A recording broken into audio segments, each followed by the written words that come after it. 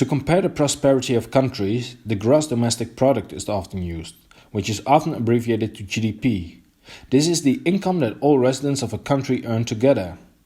Almost similar to the GDP is the gross national income, abbreviated to GNI and sometimes referred to as the gross national product, or GNP. The difference between GNI and GDP is usually very small. With the GNI, you measure all the income of the inhabitants of a country, including the income of the inhabitants who earn money in another country.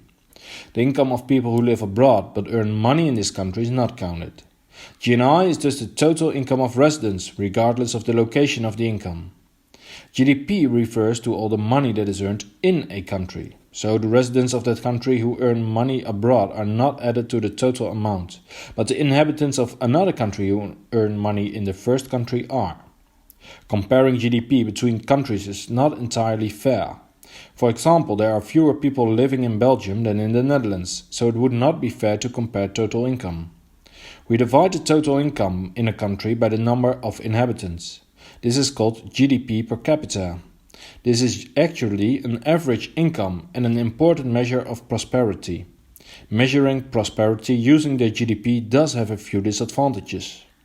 First, income can be unevenly distributed. Imagine some people have a very high income, while a large group of people remain poor. This is called social inequality. As a result, the average income of a country can seem very high, while a large part of the population is actually very poor. There are countries where a small group of people make a lot of money selling commodities like oil, while the majority of the population remain poor. A second limitation of GDP per capita is that it does not measure spatial inequality. Within a country, there are always differences between the rich part, the center, and the poor part, the periphery. GDP does not show these differences. That is why the gross regional product, or GRP, per capita is a good indicator. This shows the average income per region instead of the average income per country. A third reason is that purchasing power is not the same everywhere. The purchasing power is the amount of goods that you can buy in a country with a certain amount. Imagine in country A the GDP per capita is 10,000 euros, while in country B the GDP per capita is 15,000 euros.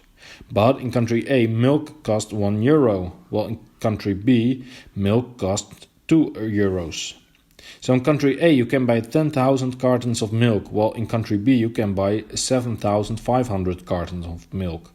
Because you can buy more products in country A than in country B, while per capita income is lower there, the GDP per capita is sometimes in data already corrected for the difference in purchasing power between countries.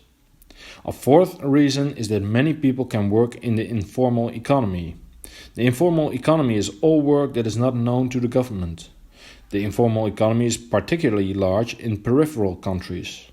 There is often too little work, or people are not trained well enough for the work that there is, so that people come up with work themselves. For example, they can become street vendors, clean car windows at traffic lights, or clean shoes on the street. An advantage of the informal sector is that people with low education can also work.